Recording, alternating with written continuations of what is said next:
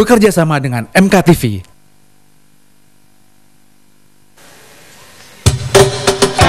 Cinta sudah dibuang, jangan harap keadilan akan datang.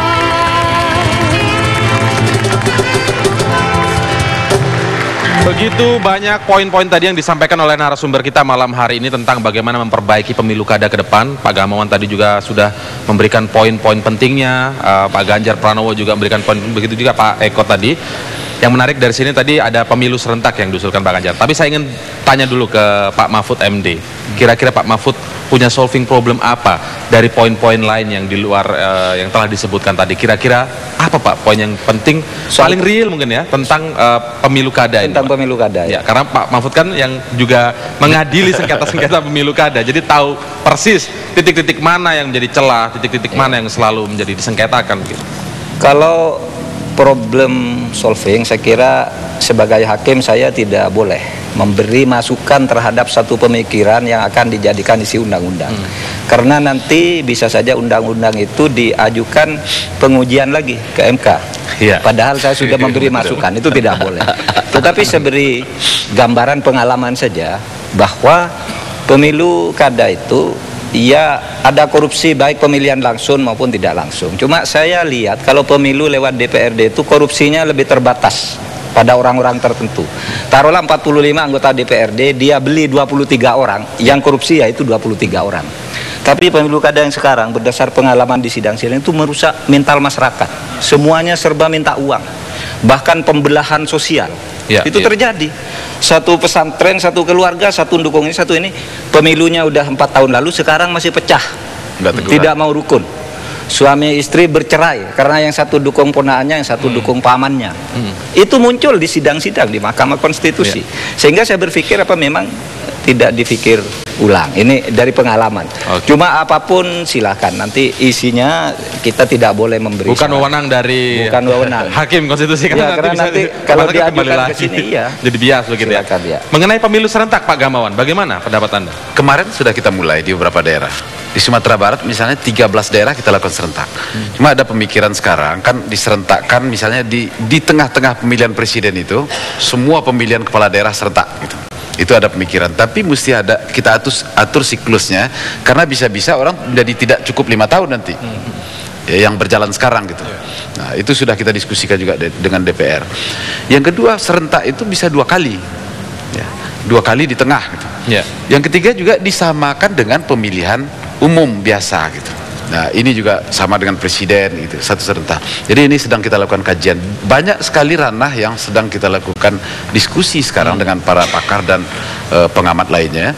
Dan itu apa yang disampaikan Pak Margarito itu kita sangat hati-hati. Sudah setahun kita bahas ini bersama-sama gitu. Ini di mana lagi? Orang Indonesia ini kan kreatif Pak menerjemahkan itu. Misalnya rokok dapat mengakibatkan kanker hipertensi, itu kan rokok dapat. Rokok beli tidak. Apalagi rokok dikasih gitu. Nah, semua ayat-ayat itu harus kita pertimbangkan baik-baik. Gitu ya. Oke, sebagai closing statement saya ingin pendapat dari Pak Eko begitu. Pasal krusial apa? Ini Anda sebagai pakar otonomi daerah gitu. Pasal krusial apa Pak yang bisa diubah atau mungkin dimasukkan misalnya agar ini benar-benar sempurna, melengkapi poin-poin dari Mas Ganjar, dari Pak Gamawan tadi? Saya nggak bergerak di pasal, saya bergerak di pengalaman saja. Desember lalu itu ada seminar internasional di Tokyo yang juga membahas hal yang sama. Jepang itu mengalami hal yang sama 30 tahun lalu. Jadi mereka sudah relatif selesai.